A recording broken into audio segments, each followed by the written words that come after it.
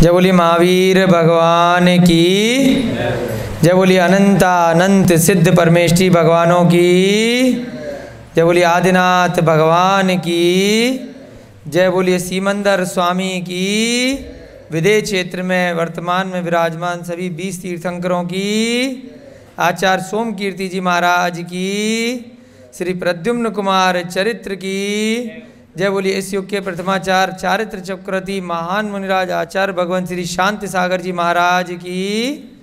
सभी को जय जिनेन्द्र, जय दुजड़ंदो। हम लोगों का प्रद्युम्न कुमार चरित्र का स्वाध्याय चल रहा है। आज का स्वाध्याय प्रारंभ करने से पहले प्रतिदिन की भांति सभी लोग हाथ जोड़ करके मंगलाचरण करेंगे। मंगलम भगवान वीरो मंगलम गौतमो गणी, मंगलम कुंद कुंदाध्यौ जैन धर्मोस्तु मंगलम, सर्वमंगल्य मांगल्यम सर्वकल्याणकारकम, प्रधानम सर्वधर्माणम जैनम जयतु शासनम, जैनम जयतु शासनम, जैनम जयतु शासनम। सर्वे श्रोतारः सावधानतया शृण्वन्तु। सभी श्रोतागण जितने भी यहाँ पर बैठे हैं वह सभी बहुत ही ध्यान से सुनेंगे। सुनेंगे तो फिर अपने आप ही धीरे धीरे उसका अमल अपने आप हो जाता है। तो इस भावना के साथ आज का स्वाध्याय हम सभी लोग प्रारंभ करते हैं। आचार्य सोम कीर्ति जी महाराज द्वारा रचित यह प्रद्युम्न कुमार चरित्र का निरंतर स्वाध्याय चल रहा है। हम लोग बहुत ही भक्ति भाव से एकाग्रचित होकर के प्रतिदिन सुन रहे हैं। और कुछ कुछ अब तक हमें जितने भी लोग पहली बार इस प्रकार का स्वाध्याय का वाचन श्रवण कर रहे हैं, कुछ कुछ थोड़ा थोड़ा इतना तो समझ में आ गया होगा कि ये आत्मा बार बार जन्म लेती है, मरण को प्राप्त करती है और पूर्व जन्म या भविष्य का जन्म इस जीव का होता है।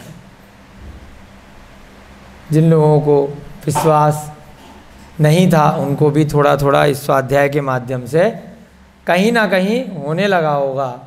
अगर विश्वास नहीं भी हुआ होगा तो थोड़ा थोड़ा इतना मन में आने लगा होगा कि क्या पता होता होगा। कई बार हमारी भ्रांति ऐसी होती है, ऐसा दृढ़ विश्वास होता है कि आत्मा बस एक बार जन्म लेती है, ये शरीर बस एक बार मिला है और ये आखिरी बार ही है, किसी कारण से बस मिल गया और फिर मरण के बाद ये समाप्त हो जाएगा।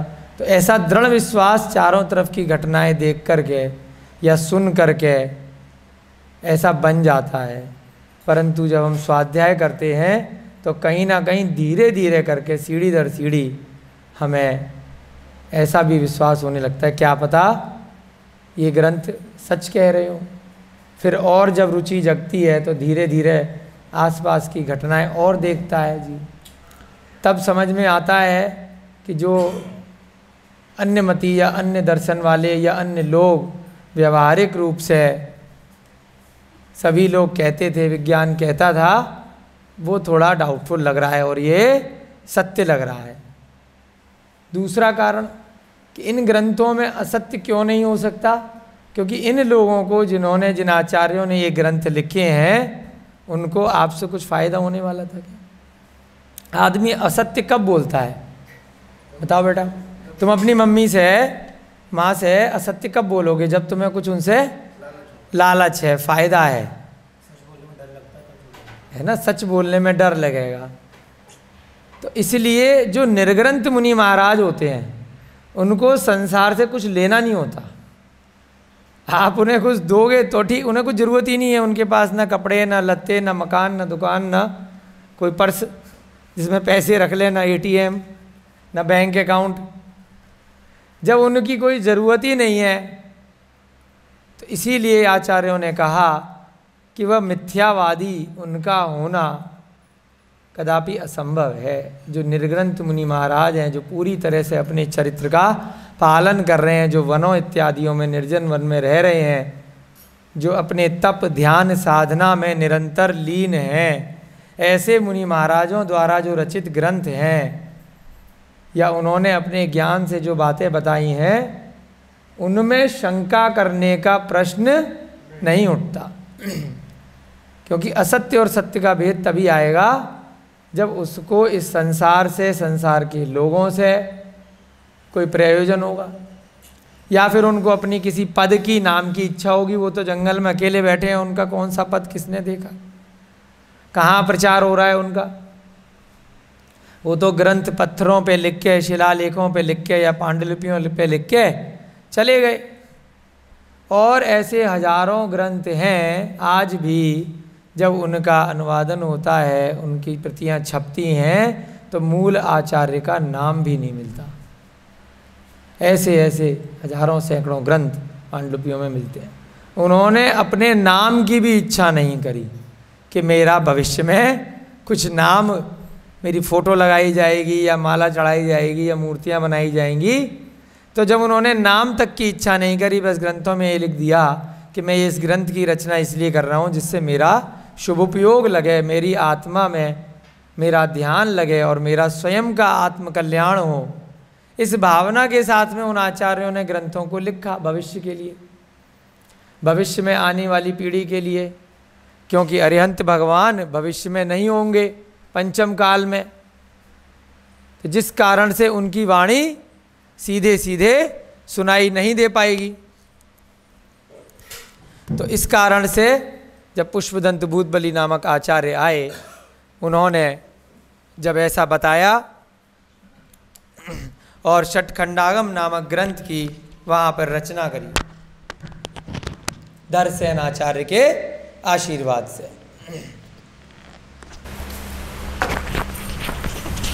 उन आचार्यों के मिथ्यावादी होने का प्रश्न कदाचित असंभव है। तो चर्चा चल रही थी कि जो निर्ग्रंथ आचार पूर्वाचार्यों द्वारा रचित ग्रंथ हैं, उन पर शंका करने का प्रश्न इस कारण से भी नहीं होता क्योंकि उनको इन बातों को बताकर कोई भी पर्सनल बेनिफिट नहीं होने वाला था। तो ऐसे इन आचार्यों ने अपने ज्ञान के आधार से,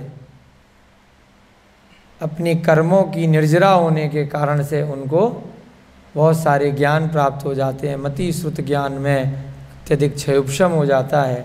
कुछ कुछ मुनि महाराज को अवधि ज्ञान भी प्राप्त हो जाता है और कुछ को आगे चल के मने परय ज्ञान भी प्राप्त हो जाता है। और वही मुनि महाराज धीरे धीरे करके केवल ज्ञान को भी प्राप्त कर लेते हैं, यानी एक समय में इस संसार के सभी षट द्रव्यों को एक साथ जान लेते हैं, उनकी अनंत पर्याय हो। तो ऐसे वे अरिहंत भगवान सीमंदर स्वामी समूह शरण में विराजमान हैं। उनकी वाणी से प्रद्युम्न कुमार के पूर्व भव की घटनाएं बाहर आ रही हैं। वहाँ पर भी समूह शरण में सुन रहे हैं और सोमकीर्ति जी महाराज के आशीर्वाद से हम लोग भी साक्षात उस समूह शरण में क्या बताया जा रहा है यहाँ पर पढ़ रहे हैं, सुन रहे हैं। सोमदत्त शर्मा एक ब्राह्मण की कथा चल रही है। उसके 2 पुत्र हैं। वह वाद विवाद करने के लिए सात्विकी नामक मुनि महाराज के पास जा पहुँचे हैं। नंदीवर्धन मुनि महाराज के पास जा रहे थे, परंतु मार्ग में सात्विकी नामक मुनि महाराज से टकरा जाते हैं और उन्हीं से वाद विवाद प्रारंभ हो जाता है। वे मुनि महाराज भी अत्यधिक ज्ञानी हैं, उनको भी पूर्व भव का ज्ञान है अपने भी, और जो भी जीव सामने आता है उसके प्रश्न उत्तर में भी। वह बता रहे हैं कि ये जो 2 भाई हैं, वायुभूति और अग्निभूति, ये पिछले भव में श्रृंगाल थे और एक खेत में वर्षा के कारण से बहुत दिनों तक जब बरसात हुई तो भोजन नहीं मिला, तो एक रस्सी को खा गए। उस रस्सी के खाने के कारण से उन दोनों को तीव्र वेदना हुई और उस सियार की श्रृंगाल की पर्याय में ही उनका वहीं मरण हो गया। जब वो ब्राह्मण अपने खेत में आया तो उन दोनों सियारों को मरा हुआ देखा और अपने हल के पास में उस रस्सी को आधा कुचला हुआ और आधा गायब देखा, तो वो समझ गया अवश्य ही इन दोनों ने खाया है।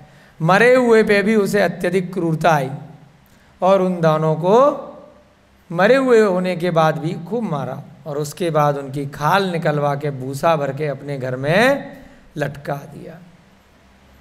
कालांतर में वो दोनों जो बच्चे थे श्रृंगाल के, वह उसी नगर में सोमदत्त के यहाँ पैदा हो गए। और जो प्रवर नाम का जो वह किसान था, वह वर्तमान में अपने ही पुत्र के यहाँ पुत्र बन गया। क्या बन गया? स्वयं का ही पोता बन गया। अगर आत्मा की दृष्टि से देखेंगे, पूर्व भव की दृष्टि से देखेंगे, तो अपने बेटे का बेटा बन गया। वर्तमान में तो नई पर्याय में है, नया नाम है, परंतु उसी घर में पैदा हो गया। क्या कारण? मोहनीय कर्म। इतना खतरनाक, इतना दुष्ट बताया 8 कर्म में कि जहाँ पर भी मोह टिक जाता है तो वो चीज़ आपको अवश्य प्राप्त हो जाती, इस भव में नहीं तो अगले भव में, क्योंकि बार बार उस वस्तु के लिए आप सोच रहे होते हैं, प्रयास कर रहे होते हैं, भाव कर रहे होते हैं। तो जाने अनजाने में कृतकारित अनुमोदना से आपका मोहनीय कर्म इतना दृढ़ हो जाता है कि वह वस्तु आपको अकारण प्राप्त हो जाती है। कोई व्यक्ति धन की तीव्र अभिलाषा रखता है, पूरी जिंदगी भर धन प्राप्ति के लिए सोचता रहता है, तो उसको धन प्राप्त हो जाता है, परंतु कैसे होता है? किसी धन में जाकर सांप बन जाता है। अगर अच्छे कर्म करे होंगे तो धन प्राप्ति की इच्छा नहीं होगी, वो स्वतः ही आपके पुण्य कर्म से आपको प्राप्त हो जाएगा। बिना अच्छे कर्म किए लोभ लालच करते हुए यदि अत्यधिक तीव्र धन की अभिलाषा करेंगे, परिग्रह की इच्छा करेंगे, तो नरक गति भी हो सकती है और त्रियंच गति भी हो सकती है। तो उस गति में कैसे धन मिलेगा? जहाँ पर भी अपार धन है वहाँ पर कोई कीड़े मकोड़े जा कर के बन जाओगे, सांप बिच्छू बन जाओगे और उस पर कब्जा करके बैठे रहोगे कि मेरा धन है, मेरी बिना अनुमति के किसी को नहीं मिलेगा। तो इच्छा किसी ना किसी रूप में पूरी हो जाएगी। ऐसे ही उस प्रवर की क्या इच्छा थी कि मैं इसी घर में रहूं, इसी बेटे के पास में रहूं, मरूं ही नहीं कभी, ऐसी कुछ इच्छाएं रही होंगी, मोह रहा होगा तीव्र, जिस कारण से मरण तो आना था, बुढ़ापा आना था, मृत्यु आनी थी, उसी घर में वापस आ गया। थोड़े बहुत ठीक कर्म किए थे जिसके कारण से पुनः मनुष्य भव मिल गया। खराब किए होते तो उसी घर में कोई कीड़ा मकोड़ा बन जाता। घर में भी बहुत सारे जीव होते हैं ना, मक्खी मच्छर होते हैं, छिपकली होती हैं, कॉकरोच होते हैं, न जाने कितने संख्यात जीव आपके घर में भी आपको दिखाई देते हैं। तो वह सारे जीव आप मान के चलिएगा कि आप ही के पूर्वज हैं। अगर उन्होंने अच्छे कर्म नहीं करे हैं जो त्रियंच गति में आ गए होंगे, अगर धर्म के साथ में उन्होंने अपना जीवन निकाला, चारों गतियों के दुखों को समझा और अंत समय में अच्छे कार्य करते हुए वह गए, तो ये मान के चलिएगा कि वह अच्छी गति में गए होंगे। नहीं तो क्या होगा कि कहीं ना कहीं वह त्रियंच गति में पहुंच जाएंगे। तो वो दोनों जो श्रृंगाल के बालक थे, वो दोनों कहाँ उनका जन्म हो गया? प्रवर। तो जो श्रृंगाल थे, रस्सी खाने के कारण से उनका मरण हो गया और वह जाकर के उसी ग्राम में जन्म ले लिए, मनुष्य पर्याय में पहुंच गए। थोड़ा बहुत भले ही त्रियंच गति से आए थे, परंतु मृत जीवों को खाते थे, तो इसीलिए कहीं ना कहीं कुछ पाप कर्म शायद कम रहा होगा, तो उनका मनुष्य जन्म में, मनुष्य गति में जन्म हो गया। तो उस कारण से वह दोनों बालक उस सोमदत्त के यहाँ पर मनुष्य पर्याय में पैदा हो गए, अग्निभूति और वायुभूति के नाम से। पिछली पर्याय में तो त्रियंच गति में थे, जानवर थे, और इस पर्याय में इतने अभिमानी घमंडी हो गए कि बाकी किसी को अपने आगे कुछ नहीं समझते। अब जो किसान था वह कहाँ जा कर के पैदा हो गया? वह अपने ही पुत्र के यहाँ पुत्र बन गया। परंतु कल की कक्षा में भी बताया था कि कई बार जब सेम स्थान पर आप किसी कारण से पुनः अचानक से आ जाते हैं तो कुछ कुछ आपकी आत्मा में ऐसे संस्कार पूर्व भव के रहते हैं कि आपको ध्यान आ जाता है थोड़ा बहुत कि मैं तो यहीं पर था, पहले आ चुका हूँ, और पहले मैं तो इसका पिता था जो अभी मेरा पिता है। ऐसा उसको जाति स्मरण हो जाता है। अभी भी ऐसी बहुत सारी घटनाएं आप टीवी रेडियो अखबार में सुन लेते हैं। कुछ लोग विश्वास करते हैं, कुछ नहीं भी करते हैं, कुछ झूठ भी बोलते हैं प्रचार पाने के लिए कि मुझे पूर्व भव याद है। तो इस कारण से सारी घटनाएं सत्य हों वह नहीं कहा जा सकता, परंतु यहाँ पर इस ग्रंथ में जो घटना बताई है उस पे असत्य होने का प्रश्न चिन्ह लग ही नहीं सकता। कि अब वो जो प्रवर नाम का ब्राह्मण था वो उसी घर में अपने पुत्र का पुत्र के रूप में उत्पन्न हो गया। उसको कुछ ही समय में जाति स्मरण हो गया, तो वह अपनी पुत्र वधू को यानी अपनी बहू को माँ कैसे कहे? पुत्र वधू यानी बहू, पिछले बहू की कुछ ही समय पहले की मेरी बहू थी, हमेशा घूंघट रखती होगी, खाना लगाती होगी, सेवा करती होगी, तो अब मैं माँ कैसे कहूँ? मुझसे तो छोटी रही है।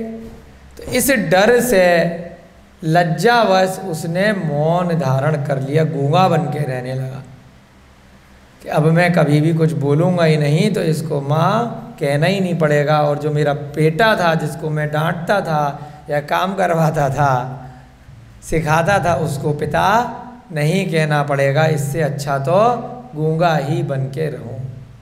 तो अपना पूरा जीवन उसने इसी प्रकार गूंगे की पर्याय में जानबूझ करके निकाल दिया, और बच्चे से वह युवा बन गया, बड़ा हो गया गूंगा रहते हुए। सब अड़ोसी पड़ोसी नगर के लोग जानते हैं कि इनका बेटा तो गूंगा है।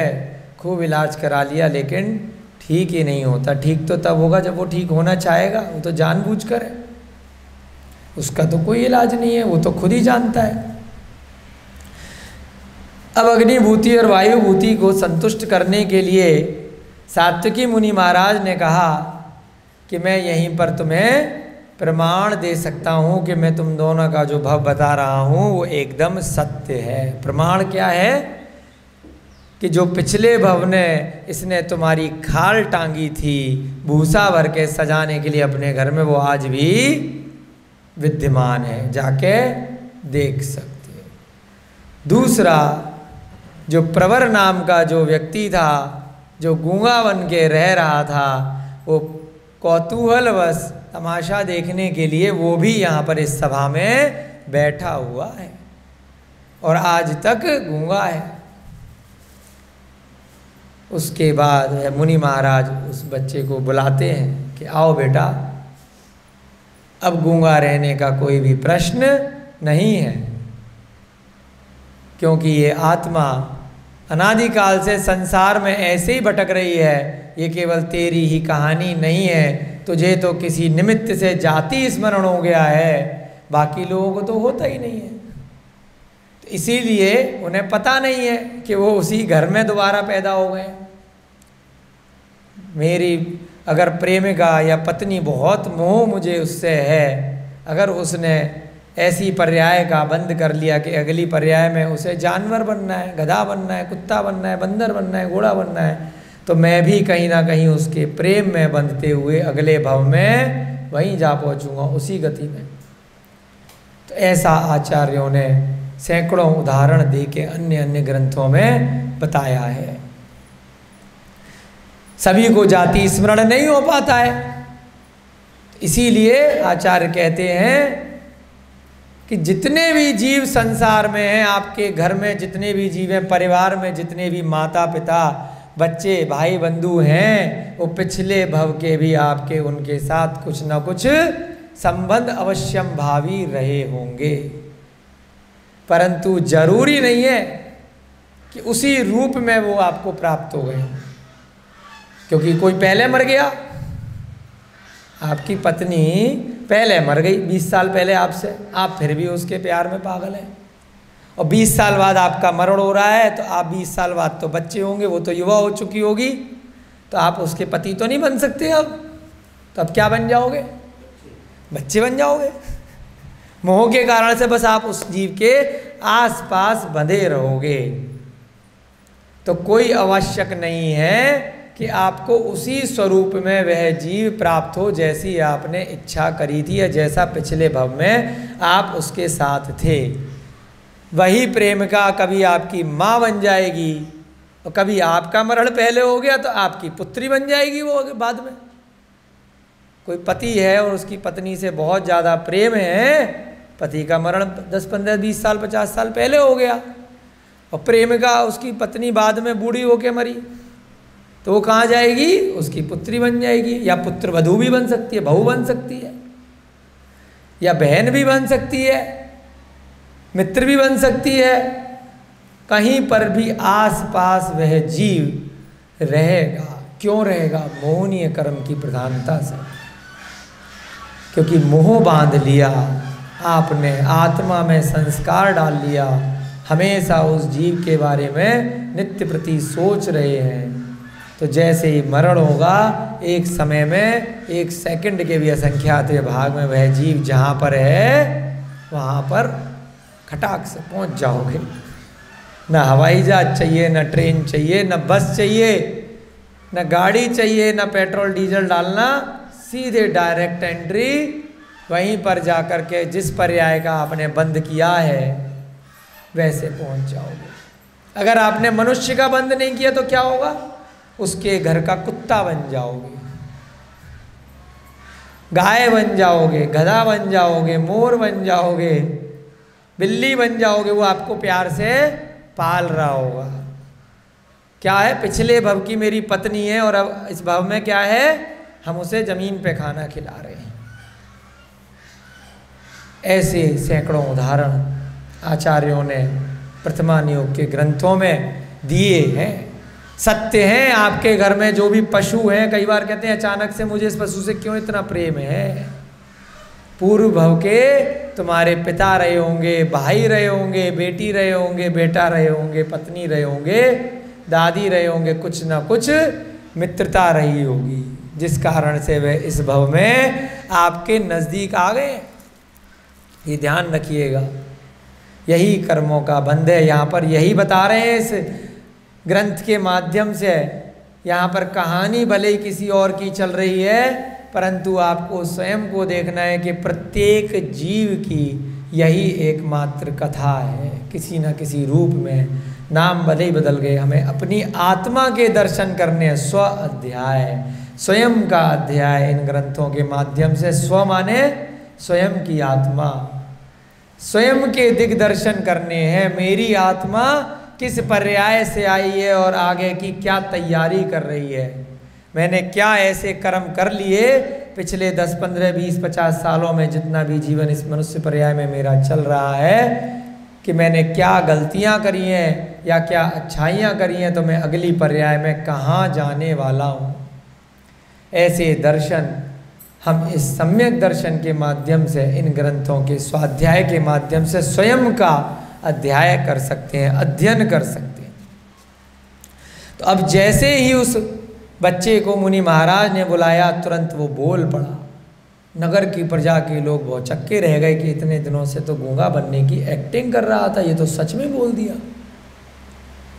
उसके बाद अश्रुधारा बहने लगी कि मुझे आपने मेरी पर्याय के, सच्चाई के, सत्य के दर्शन करा दिए, मेरे भव भवांतर से छूटने का उपाय बता दिया, तो अब तो मैं आपके जैसा ही बनना चाहता हूँ। मुझे भी जिन दीक्षा दी जाए। अब मैं इस संसार में रहना नहीं चाहता, क्योंकि फिर से मैं मोह करूँगा। अभी भले ही मौन रहूँगा, फिर मैं इसी परिवार के पास फिर पैदा हो जाऊँगा, कहीं और जाके किसी और योनि में ये चक्र चलता ही रहेगा। मुझे इस चक्र का अंत करना है। हे सात्विकी मुनि महाराज, मुझे भी अपने जैसा बना लो और मुझे भी जिन दीक्षा दिला दो। ऐसी इच्छा से वहीं पर उसने श्रीफल चढ़ा दिया, निवेदन कर दिया। परंतु दीक्षा देने के कुछ नियम होते हैं। ऐसे ही भाव भवेश में आकर के तुरंत दीक्षा नहीं दी जाती है कि अभी भाव कर रहा है बाद में मना कर देगा। पहले अपने घर पे जा कर के, अपने माता पिता पे जा कर के परमिशन लेके आओ, आज्ञा लेकर के आओ कि उन्हें कोई भी आपत्ति नहीं है। अभी तुम अकेले हो, बाद में तुम्हारे परिवार के यहाँ लोग आ जाएं लड़ने के लिए, सेना लेकर के आ जाएं, बस भर के युद्ध करने आ जाएं, तो ऐसा कार्य नहीं करेंगे। तो इसलिए क्या कहा, आज्ञा लेके आओ, उनसे जाके निवेदन करो, विधिवत आपकी दीक्षा कराई जाएगी। फिर वो बालक चल पड़ता है अपने घर की ओर, माता पिता से निवेदन करता है। माता पिता भी एकदम से बहुत चक्के रह जाते हैं कि इतने दिन से तो बोला ही नहीं था बचपन से, अब बोला तो घर छोड़ने के लिए हमेशा हमेशा के लिए बोल रहा है। बता देता है वह जीव कि मैं पिछले भव का तुम्हारा पिता हूँ, और इस लज्जा से मैंने हमेशा से मौन धारण कर रखा है। तो इस प्रकार से वहाँ पर शोक का माहौल छा जाता है। जब कोई जीव वैराग्य धारण करता है तो जो मोही जीव होते हैं उस घर के, वह शोक मनाते हैं, और जो निर्मोही जीव होते हैं जिनको संसार के दुखों का पता होता है वो उत्सव मनाते हैं कि बहुत अच्छा हुआ कि तू वैराग्य धारण कर रहा है, तू दीक्षा धारण कर रहा है, तू समाधि मरण कर रहा है। जब मेरा भी समय आएगा तो मुझे भी वैराग्य के पथ पर आगे लेके जाना। तो ऐसे जो निर्मोही परवारी जन होते हैं वह उत्सव मनाया करते हैं। परंतु जिन लोगों को धर्म का ज्ञान नहीं है वो दुख मनाते हैं, शोक मनाते हैं, क्रंदन करते हैं, रोते हैं। तो ऐसे ही उसके पूर्व भव के पुत्र परंतु वर्तमान भव के पिता और अन्य परवारी जन क्या कर रहे हैं कि मत जाओ, परंतु वह अडिग रहता है, उनको समझाता है और जिन दीक्षा ग्रहण करने के लिए उनसे आज्ञा लेता है और क्षमा याचना कर लेता है कि आपके मेरे कारण से इतने साल जो दुख झेलने पड़े उसके लिए मुझे क्षमा कर दीजिए, और सभी जीवों से वो क्षमा भी मांग लेता है। वन में पहुंचकर पूर्व में उस गूंगे ब्राह्मण ने मुनिराज के चरण कमलों में नमस्कार किया। अब वापस उसी स्थान पर आ जाता है जहाँ पर वह सात्विकी मुनि महाराज और दो वो दंडी अभिमानी बालक वाद विवाद कर रहे थे और बाकी जनता बैठी थी। वहीं पर वापस फटाफट से शीघ्र से शीघ्र परमिशन लेके आ जाता है और अब कहता है कि अब मुझे दीक्षा दे दो, मैंने जो भी फॉर्मेलिटी थी, जो भी एग्रीमेंट कराना था वो करे आया, अब कोई दिक्कत नहीं है। उस परम बुद्धिमान ने गुरु की आज्ञा से कई व्रत ग्रहण कर लिए। वहीं पर एक तो दीक्षा ली और अन्य भी व्रत बहुत सारे और भी तप उपवास इत्यादि जो भी व्रत ज़्यादा से ज़्यादा ले सकता था ले लिए। क्यों ले लिए? क्योंकि अब उसे जल्दी थी मोक्ष जाने की, संसार से डर लग चुका था। त्रियंच गति के दुख, नारकी गति के दुख, मनुष्य गति के दुख और देव गति के भी दुख। देव गति में भी दिखता है कि सुख है, परंतु वहाँ पर भी क्योंकि उनका भी मरण होगा, कितनी भी उनकी सागरों पर्यंत या पल्लियों पर्यंत की आयु हो वो भी दुख मनाएंगे। और गलती से यदि व्यंतर भवनवासी ज्योतिष देव में चले गए तो वहाँ भले कहने को देव हैं, जैसे वो दैत्य जिसने प्रद्युम्न को उठाया, कहने को देव है परंतु कषाय कितनी है, तो कषाय बस उसको भी दुख है कि पिछले भव में मेरे साथ किसने गलत किया, मुझे उससे बदला लेना है, रिवेंज लेना है, उसे ढूंढ रहा है उस पर्याय में। कौन पिछले भव में मुझे प्राप्त नहीं हुआ था, तो व्यंतर आदि की पर्याय में उसके आगे पीछे भूत पिशाच बन करके उसे परेशान कर रहा है। वो जीव जिस भी गति में है, चाहे मनुष्य में है, त्रिंच में है, वह व्यंतर जाति का देव आके उसको तंग करता है, जैसे इस दैत्य ने जाकर के तंग किया। तो चारों गतियों में दुख है, ऐसा नहीं आया कि मात्र 3 गतियों में दुख है और एक गति में सुख ही सुख है, क्योंकि वह परम सुख नहीं है, शाश्वत सुख नहीं है, हमेशा के लिए विद्यमान रहने वाला नहीं है। वो भी कैसा सुख है? इंद्रियों का सुख है। भले ही वह क्रियक शरीर है फिर भी इंद्रियों को सुख लग रहा है, तो ऐसे चतुर्गतियों के दुख उसे प्राप्त पता चल चुके थे, क्योंकि कुछ जाति स्मरण हो गया था और कुछ उसे वहाँ पर ज्ञान मिल गया उन सात्विकी मुनि महाराज। तो उसने बहुत सारे व्रत वहीं पर ग्रहण कर लिए। सभा में उपस्थित अन्य लोगों ने उस ब्राह्मण को जिन दीक्षा ग्रहण करते हुए देखा। अब एक व्यक्ति दीक्षा ले रहा है, बाकी लोग देख रहे हैं क्या हो रहा है। अरे ऐसी होता है ना, बड़ी बड़ी सभाओं में टीवी पे दिखाते हैं कि बड़े बड़े जो अच्छे प्रवचनकार होते हैं किसी कारण से वह कुछ कन्वर्जन कर रहे हैं या कुछ लोभ लालच दे रहे हैं, तो एक व्यक्ति जब उठता है उसे क्या बोलते हैं, टेस्टिमोनी है कि इसका कोई रोग चमत्कार से ठीक हो गया। तो उसको देख करके बाकी लोग, अरे उसके साथ ऐसा हुआ था, तो बाकी लोगों का भी विश्वास उस मिथ्या वस्तु की ओर आकर्षित हो जाता है बहुत जल्दी, कि ऐसा करने से ऐसा हो जाता है। तो वो भी थोड़ा बहुत लोभ लालच से अपने किसी फायदे के लिए बहुत जल्दी फंस जाते।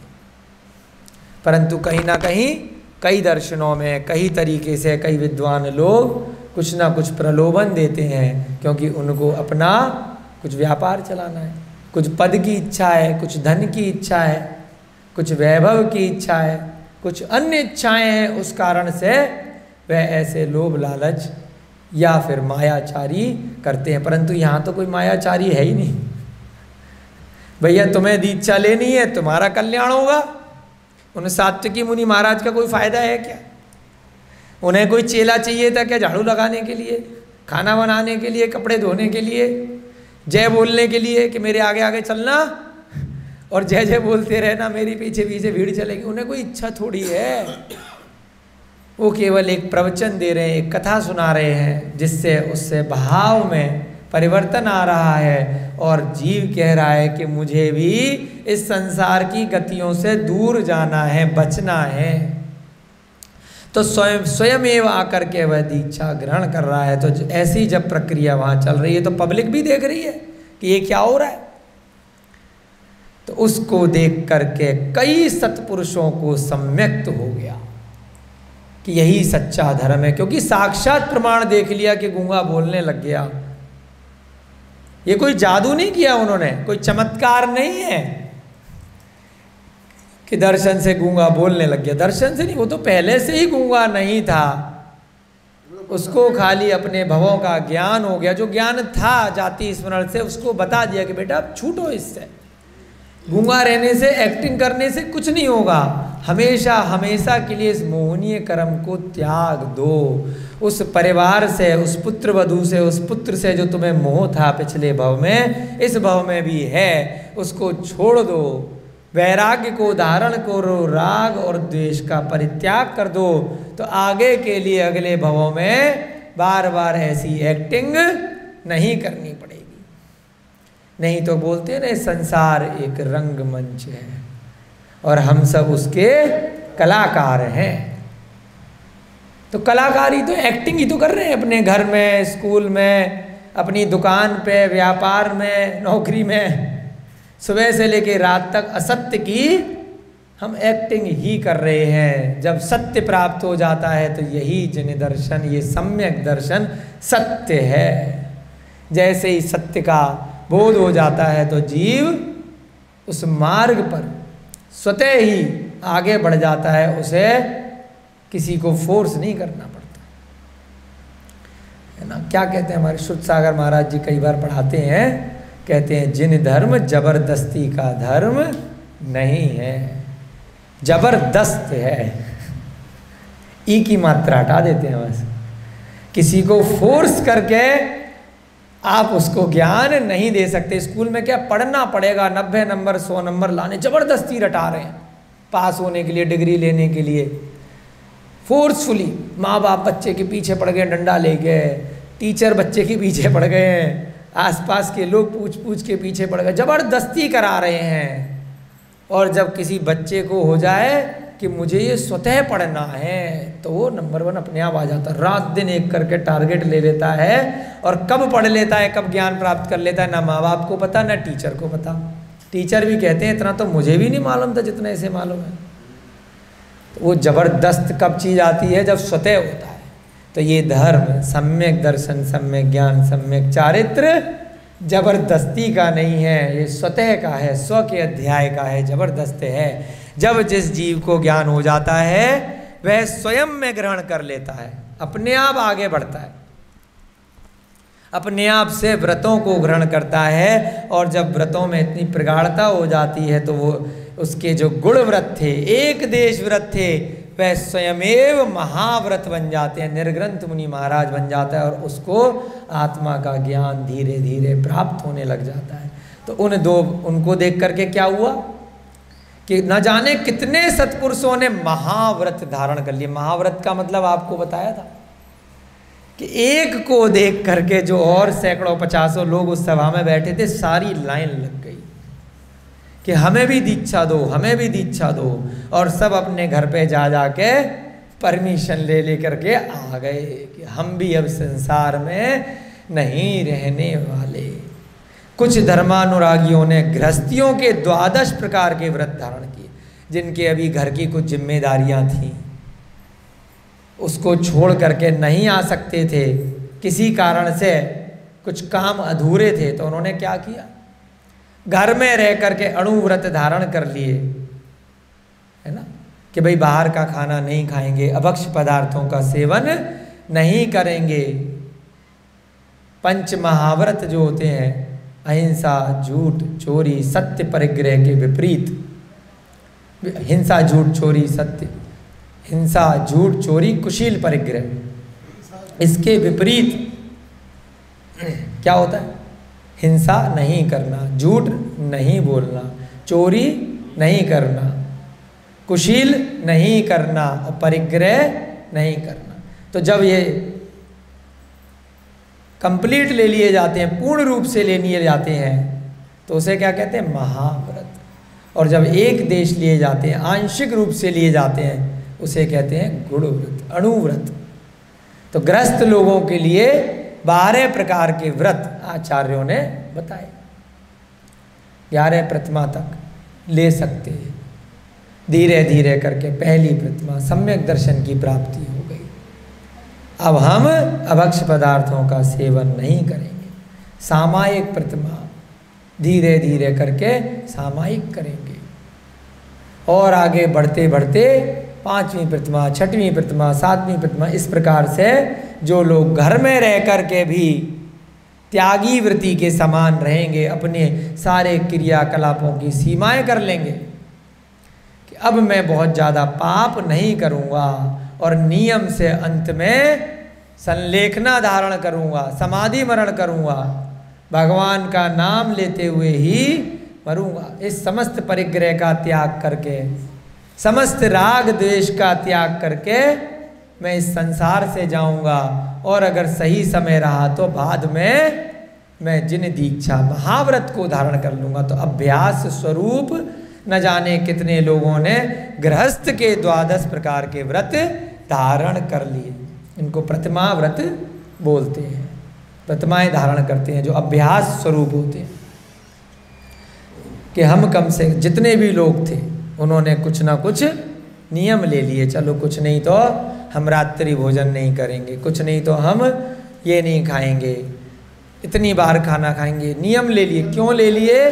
क्योंकि उन्हें पता चल गया कि नियम का फल, छोटा छोटा नियम एक दिन कब बड़ा नियम बन जाता है। और सम्यक दर्शन यदि प्राप्त हो गया तो वह जीव नियम से वैमानिक देव बनता है, उसका त्रियंच नरक आदि पर्यायों का आश्रय नहीं होता है। और साथ ही साथ 4 प्रकार के जो देव हैं उनमें भी व्यंतर भवनवासी ज्योतिष में नहीं जाता है। जिसने सम्यक दर्शन की प्राप्ति कर ली, मिथ्यात्व का त्याग कर दिया, अन्य दर्शन में जो उसका कट्टर सिद्धांत था, किसी भी कारण से था, इस भव के कारण से, परिवार के कारण से, देखा देखी, जैसे ही उसको अपनी आत्मा का ज्ञान हो गया तो वही सम्यक दर्शन अरिहंत की वाणी पर सिद्धांत हो गया। तो उन सब ने क्या किया? व्रतों को धारण कर लिया।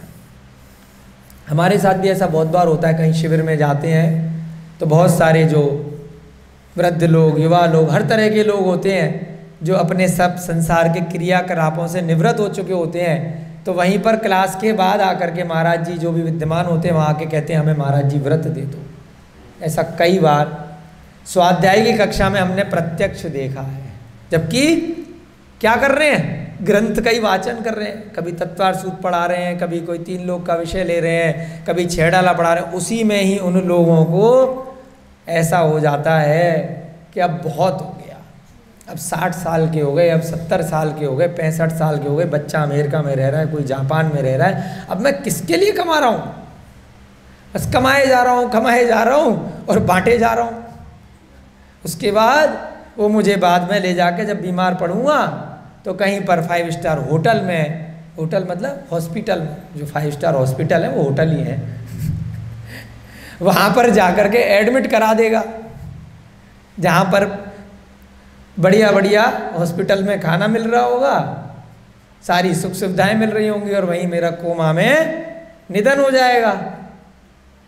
क्योंकि मैंने पैसा इतना कमाया है तो पैसा उस 5 स्टार हॉस्पिटल में देना है, बच्चों के द्वारा या बीमा के द्वारा।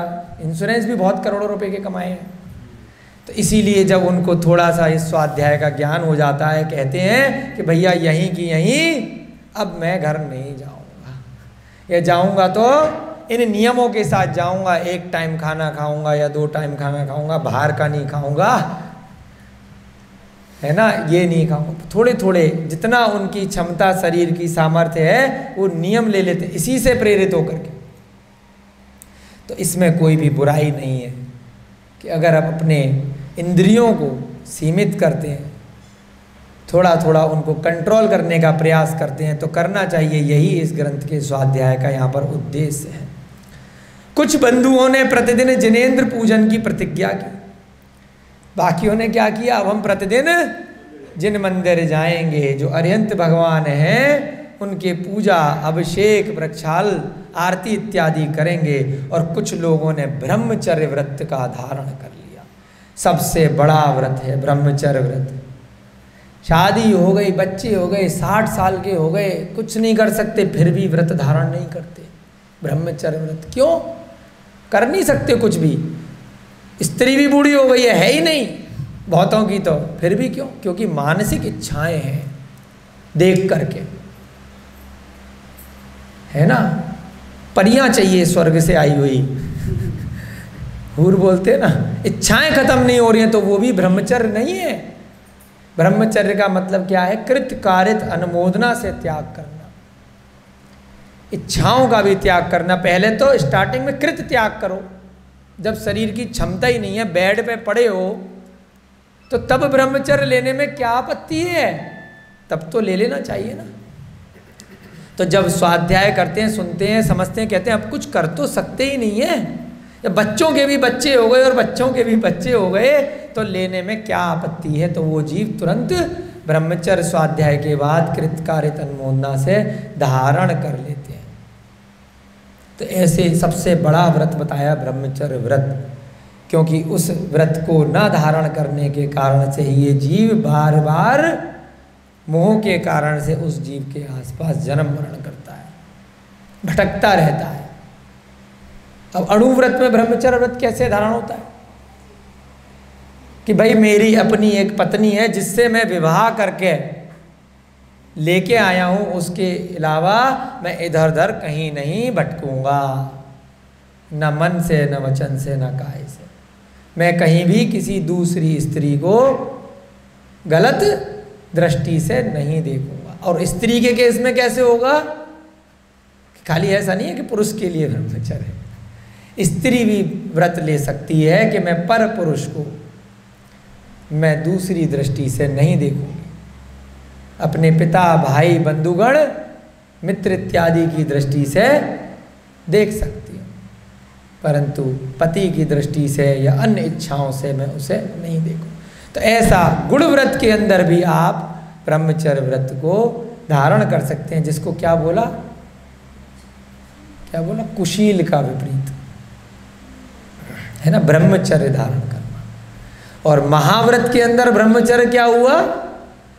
वो तो हमेशा के लिए, चाहे पत्नी भी है, स्त्री भी है, तो उसके साथ नहीं रह सकते।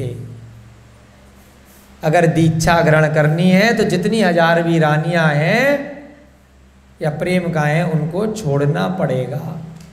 अन्य मतियों में क्या होता है, जैसे जो भी राजा महाराजा थे, राम थे सीता के साथ दिखा दिए, कृष्ण जी थे राधा के साथ या रुक्मणी के साथ दिखा दिए।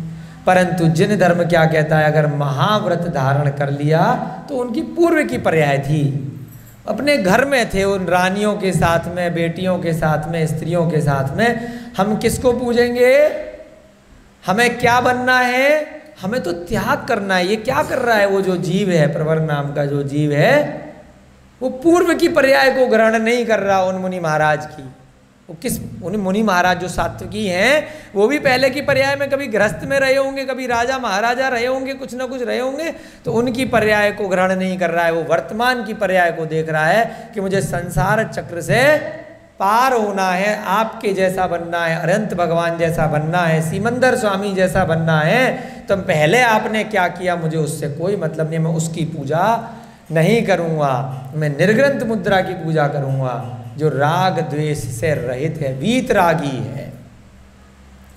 तो सच्चे भगवान कौन, जो स्त्री से रहित हैं, शस्त्र अस्त्रों से रहित हैं, कुछ ही को मारने का प्रयास नहीं कर रहे, न प्रतिमा के माध्यम से, न ग्रंथों के माध्यम से, न प्रवचनों के माध्यम से। किसको पूजना है सम्यक दर्शन में, जो राग द्वेष से रहित है, तभी तो आप उनकी कॉपी करोगे। यदि उनकी प्रतिमा, उनकी फोटो या उनके क्रियाकलाप क्या कहते हैं कि स्त्री के साथ में रहो, पूरा जीवन भोग विलास में निकाल दो, और क्या वह भगवान कहलाने लायक है? सोच के देखिए, देव तो कहला सकते हैं, देव आप उनको मान सकते हैं, क्योंकि अभी वह हो सकता है देव पर्याय में होंगे। तो देव पर्याय में इंद्राणियां भी होती हैं, रानियां भी होती हैं, देवियां भी होती हैं, देवियां कहते हैं ना उनको, परंतु उनकी आयु भी कभी ना कभी पूरी होनी है। वो वापस इस मनुष्य जन्म में जन्म लेंगे, और यदि मोक्ष प्राप्त करना है, संसार चक्र से 84 लाख योनियों से मुक्त होना है, तो इस नर की पर्याय लेनी पड़ेगी। मनुष्य में भी पुरुष बनना पड़ेगा और निर्ग्रंथ मुद्रा धारण करनी पड़ेगी, समस्त परिग्रह का त्याग करना पड़ेगा। भगवान महावीर ने भी किया था, नेमिनाथ ने भी किया, आदिनाथ ने भी किया। केवल पंच बाल्यती को छोड़ करके, यानी 5 ब्रह्मचारी को छोड़ करके सबकी शादियां हुई, तीर्थंकरों की भी हजारों हजारों तक रानियां हुई, कामदेव भी रहे, शांतिनाथ भगवान 96,000 फिर भी छोड़ी।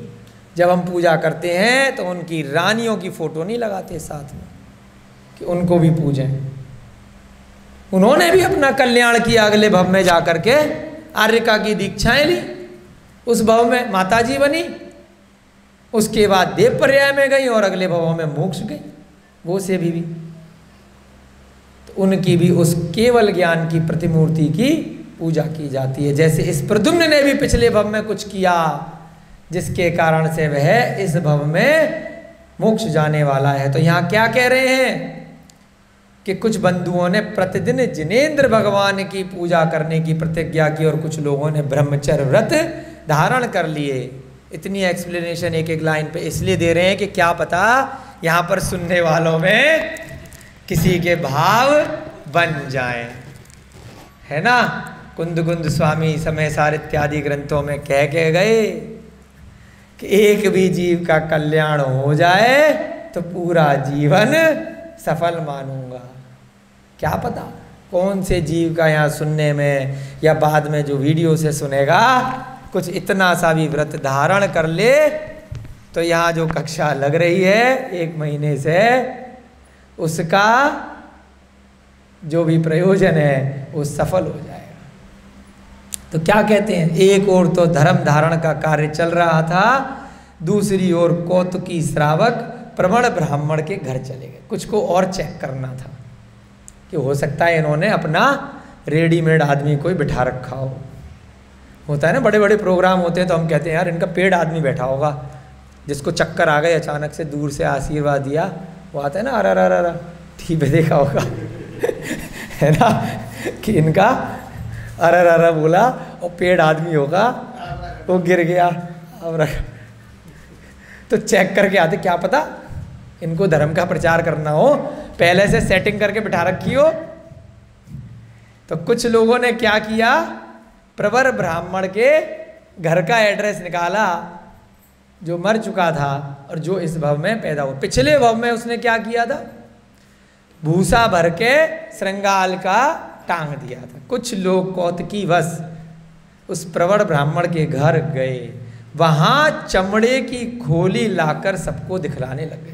अब वो खाल जो थी, जो टंग रही थी, वो ले आए कि यार ये तो वास्तव में सच बोल रहे थे।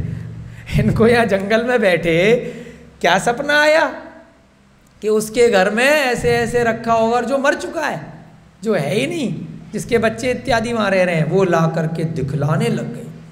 उसे देखकर अब तो जितने भी लोग बैठे थे उन सबको मुनि के वचनों पर विश्वास हो गया कि कमाल हो गया, कि इसका मतलब निर्ग्रंथ मुद्रा में कितनी शक्ति है। और शक्ति क्यों आई, ज्ञान क्यों आया, पहले भी बताया था। जब फालतू का ज्ञान चला गया, जब फालतू के वस्त्र जो आत्मा ने ओढ़ रखे हैं, आवरण ओढ़ रखा है, जो राग और द्वेष को छोड़ दोगे तो कैसे आत्मा का ज्ञान अपने आप प्राप्त होगा, आपको पता भी नहीं चलेगा। तो इसलिए हो गया। तो इसलिए निर्ग्रंथ मुद्रा धारण करते ही जो तीर्थंकर भगवान होते हैं, तप कल्याणक धारण करते ही क्या हो जाता है, मने परे ज्ञान तक प्राप्त हो जाता है। जन्म से उनको गर्भ से अवधि ज्ञान होता है, और मुद्रा कपड़े उतारते ही क्या हो गया, दूसरे के मन में क्या चल रहा है ये भी प्राप्त हो जाता है। अभी इनको मने परे नहीं, इनको क्या है, पिछली अवधि में क्या थे बस इतना पता है। उससे भी बड़ा ज्ञान है कि इस 2.5 दीप में 45 लाख योजन में जितने जीव हैं, किसी के भी बारे में सोचेंगे कि तुम्हारे मन में अभी क्या चल रहा है, इसके मन में क्या चल रहा है, उसका भी ज्ञान हो जाता है। कैसे होता है, कोई चमत्कार नहीं होता, कुछ जादू टोना नहीं करते हैं, बस मने परे ज्ञान का जो आवरण है वो हट जाता है। कैसे हटता है, हटाया नहीं जाता है। जब फालतू का ज्ञान है जो भर रखा है अनादिकाल से, घर गृहस्थी का, पिछली पर्यायों का, क्या पैसा कमाना है, कैसे करना है, कहाँ, उतना जो संसार में ज्ञान है उसको अर्जन कर रहे हैं, फिर उसे खाली कर रहे हैं। तो उसका जो ज्ञान इकट्ठा किया है फालतू का, वो जैसे ही हट के अपनी आत्मा की तरफ जाता है, स्वयं की आत्मा की तरफ, तो ज्ञानावरणी कर्म का अपने आप क्षयोपशम होने लगता है। मोहनीय कर्म जैसे जैसे हटता है, तो उसे देख करके, खाल को देख करके क्या हुआ, विश्वास हो गया। उसे देख करके सबको मुनि के वचनों पे विश्वास हो गया।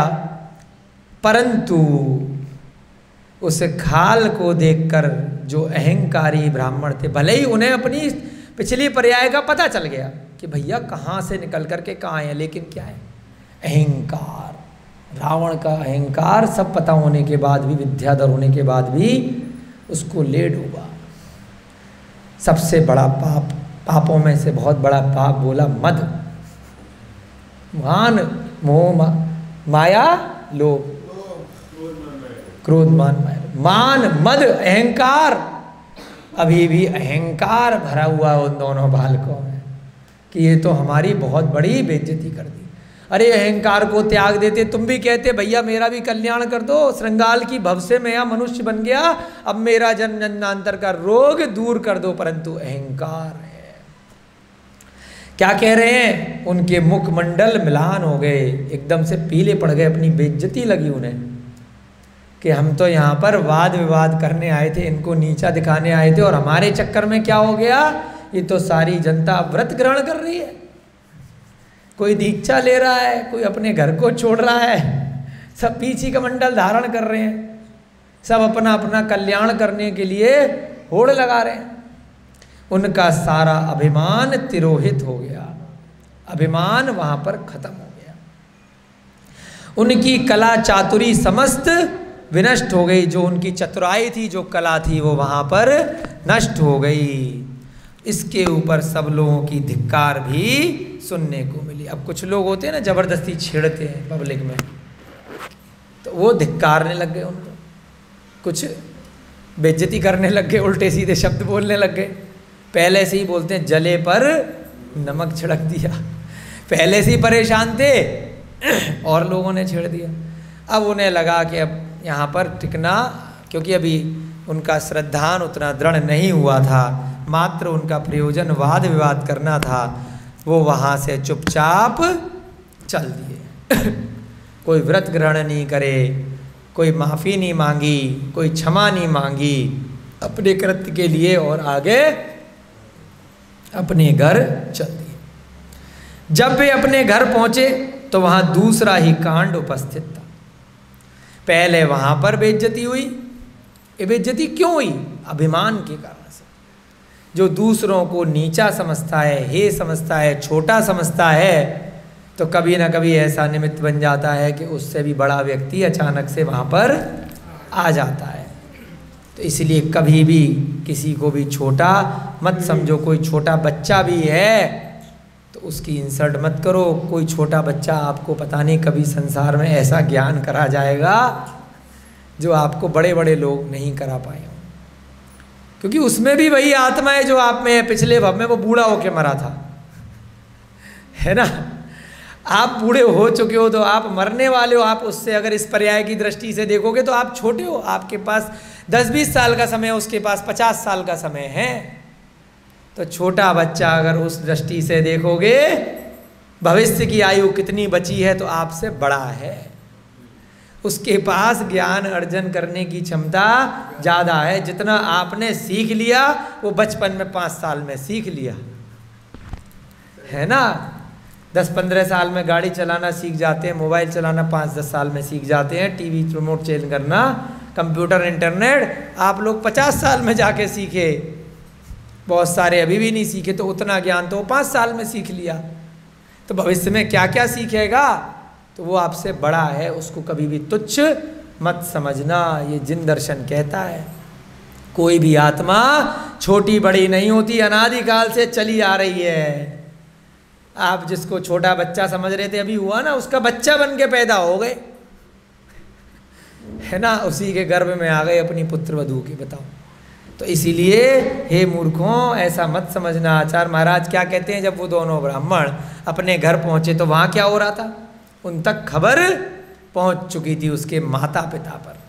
माता पिता ने क्रोधित होकर के कहा, पहले वहाँ पर इंसल्ट करा के आए, अब माता पिता, जंगल छोटा सा गांव होता है, फटाफट से कि भैया वहाँ तो खेल हो गया, इन दोनों तुम्हारे बच्चों का। बड़े अभिमानी बने फिरते थे गाँव में, सब लोगों को पूजा करवाते थे, अपनी स्तुति करवाते थे, विद्वता के कारण से खेल हो गया आज तो। उनको माता पिता को जा कर के किसी ने पहले ही, उनके पहुंचने से पहले और भड़का दिया। स्कूल में आप कोई कांड करके आओ, माता पिता के पास टीचर पहले से ही फ़ोन कर दे तो वहाँ भी पिट के आए हो, और घर में एंट्री पर भी दे दनादन माँ बाप भी मारेंगे, बहुत शैतानी करके आए हो, कंप्लेंट आई है तुम्हारी। अब माँ बाप क्या कह रहे हैं, रे पापी कुपुत्रों, तुम शास्त्रार्थ में परास्त होकर आए हो, यहाँ से शीघ्र दूर चले जाओ, कि तुमने हमारी नाक कटवा दी। बोला था ना मत जाओ, मना किया था ना, जबरदस्ती चले गए। अब यहाँ भी घर में एंट्री मत दो, शकल मत दिखाओ अपनी, हम तुम्हारा मुख भी नहीं देखना चाहते। माँ चिल्लाती, तेरा मुंह भी नहीं देखना चाहती। हम किसको शक्ल दिखाएंगे, तुम्हारी वजह से हमारा भी बहुत ही अपमान हो गया कि हमने क्या शिक्षा दी। क्या हमने तुम्हें इसलिए शिक्षा दी थी कि वन में जाकर एक दिगंबर यति से परास्त हो जाना? तुम्हें मना कर दिया था ना कि जाना ही मत, इसलिए थोड़ी कहा था जबरदस्ती जाकर के उनको छेड़ो फिर हार जाओ, इसलिए सारी शिक्षा दी थी कि दिगंबर जिसके पास कुछ भी नहीं है उससे जाके हार के आ गए। हे मूर्खों, हे मूढ़ों, तुम्हें अध्ययन कराने से लाभ ही क्या हुआ? तुम्हारे लालन पालन एवं पठन पाठन में जो द्रव्य व्यय हुआ वह सब व्यर्थ गया। इतना समय तुम्हारे साथ लगाया जिससे कि यहाँ पर जो छोटा सा गांव है वहाँ हमारी कुछ ख्याति बनी रहती, हमारा कुछ ना कुछ दान आता रहता, तुम कुछ करते रहते यहाँ पर, परंतु अब तो तुम बेइज्जती करा के आ गए, अब तो सारा बेकार चला गया। होता ना बेटा भाग जाए कहीं घर छोड़ करके, पूरा पढ़ाया, कॉलेज कराया, शादी कराई, उसके बाद अमेरिका भाग गया, अब पूछ ही नहीं रहा, तो माँ बाप कोसते हैं, पढ़ाना लिखाना, कॉलेज की फीस भरना, सब बेकार गया, सारा द्रव्य, अब अपने कर्मों को कोसते हैं। तो ऐसे ये तुम्हारे ऊपर जितना भी इन्वेस्टमेंट किया, इतने साल मेहनत करी, द्रव्य माने जो पढ़ाया, जो खर्चा किया, वो व्यर्थ चला गया। हमने तुमसे पूर्व में ही मना किया था कि वन में मत जाना, समझाया था ना कि मत जाओ, निर्ग्रंथ है, जहाँ जहाँ विहार करते हैं बहुत ज्ञानी होते हैं, मत छेड़ना उनको जा करके। किंतु तुम लोगों ने हमारी एक ना सुनी, जब गए ही थे तो परास्त होकर अब क्यों लौटा, हार गए थे तो कहीं डूब मरते, क्यों आए घर पे।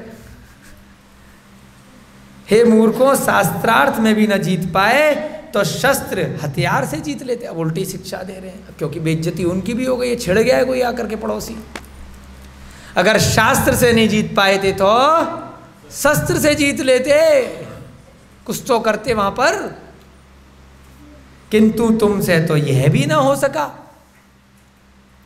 तुम्हें शतशः बार बार धिक्कार है। दोनों बच्चों को माँ बाप धिक्कारते हैं। माता पिता की भर्त्सना सुनकर अग्निभूति और वायुभूति बड़े ही लज्जित हुए, पहले से ही परेशान थे और शर्मसार हो गए। उस समय तो माता के सामने, पिता के सामने से हट गए। जब माता पिता चिल्ला रहे होते हैं, डांट रहे होते हैं, पीट रहे होते हैं, तो बच्चा क्या करता है, साइड में निकल लेता है, दूसरे कमरे में जाके सोचने लगता है, अगली प्लानिंग बनाता है। किंतु उन्हें उनके कथन से मानसिक संतोष हुआ। अब क्या हुआ, संतोष मिला, अरे इन्होंने तो खुद ही कह दिया कि जा करके शस्त्र का प्रयोग कर लो। संतोष हुआ, एक उन्होंने प्लान बी दे दिया, प्लान ए फेल हो गया, क्योंकि माता पिता की भी शायद गुस्से में ही सही हो यही इच्छा है कि शस्त्र ले जाके निपटा दो। शास्त्रार्थ में पराजय के पश्चात वे स्वयं भी मुनि पर शारीरिक प्रहार करना चाहते थे। उनकी मन की इच्छा थी, लेकिन इतनी पब्लिक बैठी थी तो वो मार पिटाई नहीं कर सकते थे। परंतु अब माता पिता ने हिंट कर दिया, अब भले ही गुस्से में कह दिया हो, जरूरी नहीं है कि वो भी चाहते हो कि जाकर के उनका वध कर दो। अब उन्हें माता पिता की भी अनुमोदना मिल गई। 3 चीजें बताई थी ना, कृत कारित अनुमोदना, यानी कि भाव से उनके मुंह से माता पिता के निकल गया कि अरे क्यों आ गए, उसको वहां पर ही निपटा क्यों नहीं दिया। तो अनुमोदना मिल गई कि स्वीकृति, अरे इसका मतलब अगर हम कुछ ऐसा कांड कर आएंगे तो माता पिता नाराज नहीं होंगे। हम कह देंगे तुमने ही तो कहा था, हम कर आए, अब हमें माला पहनाओ, स्वागत करो। रात्रि में मुनि का वध करने के लिए संकल्प ले लिया कि अभी तो बहुत पब्लिक बैठी होगी, इतने सारी भीड़ होगी, रात्रि में जाएंगे और वध ही करके आ जाते हैं, ऐसा संकल्प ले लिया। ऐसा विचार कर वे रात्रि को अपने घर में ही ठहरे। दोनों भाई प्लानिंग करते रहे, कितना इस संसार का काल चक्र है, पिछले जानवर की भव से निकल के कैसे तैसे आए हैं, अब नरक जाने की तैयारी कर रहे हैं। देखिए, उन्होंने कुछ गलत नहीं कहा था, मुनि महाराज ने उनका भवी याद दिलाया था कि बेटा इतनी मुश्किल से निकले हो, आगे बढ़ो, मेरा कुछ फायदा नहीं है, तुम्हारा ही कल्याण होगा। करुणा भाव से मुनि महाराज समझा रहे हैं, दया भाव से। स्वयं को उन्हें कुछ भी सम्मान नहीं चाहिए, कोई गिफ्ट नहीं चाहिए, कोई माला, कोई पद नहीं चाहिए, तुम्हारे कल्याण के लिए बोल रहे हैं, करुणा के भाव से, दया के भाव से, कि तुम इतने मुश्किल से इस पद पे पहुँचे हो, मनुष्य गति मिली है बेटा, मत भूलो, अब मत करो हिंसा आदि पाप, मत जानवरों को खाओ, मत हिंसा करो, मत चोरी करो, मत मायाचारी करो। करुणा भाव से समझा रहे हैं, परंतु वो जीव जो नहीं समझ रहा है, कह रहा है इनका कुछ फायदा होगा, ये भीड़ इकट्ठी कर रहे हैं, अपनी नेतागिरी कर रहे होंगे, अपना मठ बनाना चाह रहे होंगे, इनको यहाँ से भगाना है, नहीं भगा पाते तो वध कर दो, मार ही देते हैं। तो क्या कर रहे हैं, कितना पाप कर्म का उदय है कि रात्रि में वहाँ पर ठहर जाते हैं और मध्य रात्रि को दोनों अपनी कमर कस लेते हैं। कमर कसने का मतलब अब हम निकलते हैं, दृढ़ निश्चय करके कमर कसना होता है ना, मुहावरा। दुष्ट क्रोधित होकर अपने अपने हाथ में इच्छा पूर्ण करने वाली कामधेनु सदृश खड्ग लेकर घर से बाहर निकल गए। कितना गलत कार्य कर रहे हैं। खड्ग माने तलवार, पैनी तलवार, नुकीली, कामधेनु जैसी, बिल्कुल चमकदार। दोनों भाई घर में तलवार रखी रहती होगी पहले सजाने के लिए, या कभी काम आ जाए किसी कार्य में डराने के लिए, तो उस तलवार को लेकर के निकल पड़ते हैं। उनकी चोटियां बंधी हुई थीं, नेत्र रक्तवर्ण हो रहे थे, क्योंकि गुस्से में थे, क्रोध में थे। क्रोध में व्यक्ति, क्रोध लालच में क्या कर जाता है उसे भी होश नहीं होता। अपमान का बदला लेने के लिए क्रोधित हो जाता है कि मेरा अपमान हुआ है जनता के सामने, तो अब मैं वैसे तो बदला ले नहीं सकता, तो ऐसे कम से कम संतुष्टि मिल जाएगी कि मैंने उसको मार दिया। जबकि वहीं सुन के आए हैं कि कोई जीव मरता ही नहीं है, पर्याय बदलती है। मर भी जाएंगे तो उनकी आत्मा कहीं और पैदा हो जाएगी। तुम भी मरे थे वहाँ श्रृंगाल में और यहाँ पैदा हो गए। वो प्रवर के जीव को भी देख लिया, वो मरा था तो वहीं पैदा हो गया उसी घर में। तो जबकि सब जान गए, फिर भी मोह का जो पर्दा छाया हुआ है, जो मन के ऊपर, आत्मा के ऊपर, वो छट नहीं रहा। तलवार लेकर के निकल पड़ते हैं, चोटियां बांध के और गुस्से से नेत्रों को लाल करके उन्होंने उसी दिशा की ओर प्रयाण किया जहाँ पर सात्विकी मुनि महाराज से वाद विवाद हुआ। तो उसी स्थान पर प्रयाण माने चल पड़े।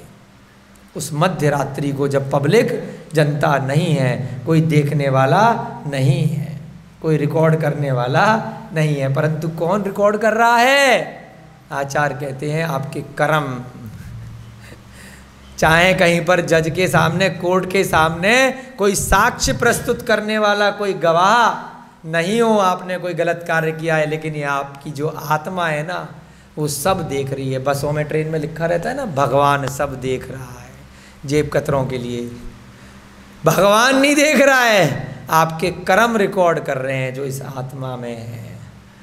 जैसा कार्य करोगे इस भव में, अगर कोई नहीं पकड़ पाया, अगले भव में जेल हो जाएगी ब्याज समेत, है ना। उतने वर्षों का, असंख्यात वर्षों का ब्याज लगेगा कुछ भी छोटा सा गलत काम किया है। तो इसलिए भगवान से डरो ना डरो, अपनी आत्मा से डरो, अपने कर्मों से डरो। वो सोच रहे हैं कि रात में कोई नहीं देखेगा, कोई कंप्लेंट नहीं करेगा, परंतु कौन देख रहा है? स्वयं की आत्मा देख रही है, स्वयं के कर्म देख रहे हैं। तो ऐसा इन बुरे कर्मों से हमें बचना है। अगली कक्षा में हम देखेंगे कि उन दोनों बच्चों का क्या होता है, मार पाते हैं या नहीं मार पाते हैं, क्या घटना होती है। ये सस्पेंस बना रहना चाहिए। आपकी कक्षा का समय हो रहा है। जय बोलिए भगवान महावीर स्वामी की, जय बोलिए आचार्य भगवान श्री सोमकीर्ति जी महाराज की, जय बोलिए प्रद्युम्न कुमार चरित्र की, जय बोलिए अनंतानंत सिद्ध परमेष्ठी भगवानों की, जय बोलिए इस युग के प्रथमाचार्य श्री चारित्र चक्रवर्ती शांति सागर जी महान मुनिराज की। सभी को जय जिनेन्द्र, जय दू जड़ंद्र।